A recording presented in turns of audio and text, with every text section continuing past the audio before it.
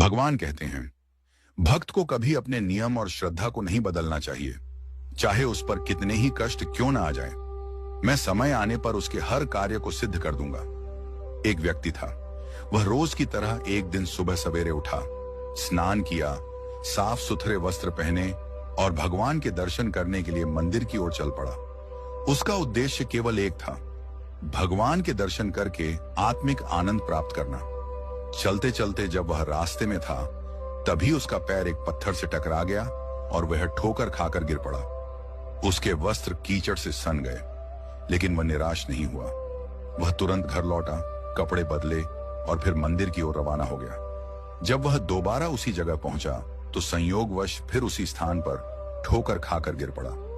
अब की बार कीचड़ और भी अधिक था। लोग देखकर हंसे, कुछ ने ताने मारे, लेकिन उसने किसी की परवाह नहीं की। वह फिर से घर गया, स्नान किया, कपड़े बदले और तीसरी बार भी मंदिर की ओर चल पड़ा। अब जब वह तीसरी बार उसी स्थान पर पहुंचा जहां पहले 2 बार गिरा था, तो उसने देखा कि एक अजनबी व्यक्ति वहां एक जलता हुआ चिराग ले खड़ा है। उसने कहा, आइए, मेरे पीछे पीछे आइए, मैं आपको मंदिर तक पहुंचा देता हूं। वह व्यक्ति बिना संकोच उस चिरागधारी के पीछे पीछे चल पड़ा। कुछ ही समय में वह मंदिर के द्वार पर पहुंच गया। उसने उस व्यक्ति से आग्रह किया, आप भी मेरे साथ चलिए, दर्शन का लाभ लीजिए। परंतु वह चिराग लिए व्यक्ति वहीं द्वार पर खड़ा रहा। कई बार आग्रह करने पर उस व्यक्ति ने कहा, मैं अंदर नहीं जा सकता क्योंकि मैं काल हूं।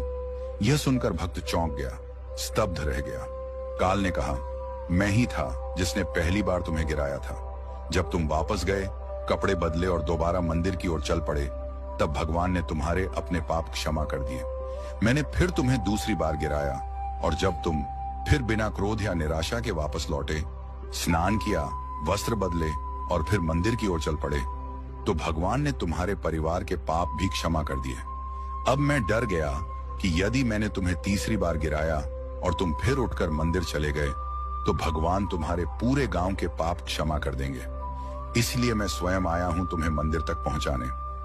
ये बात हमें सिखाती है कि जब श्रद्धा अडिग होती है, जब नियम दृढ़ होते हैं, तो स्वयं बाधाएं रास्ता छोड़ देती हैं। आज हम जरा जरा सी बातों पर सत्संग छोड़ देते हैं, भजन जाप छोड़ देते हैं। कभी कोई मेहमान आ जाए, कभी कोई पारिवारिक कार्य आ जाए, हम संसारिक रिश्तों को ईश्वर से ऊपर रख देते हैं।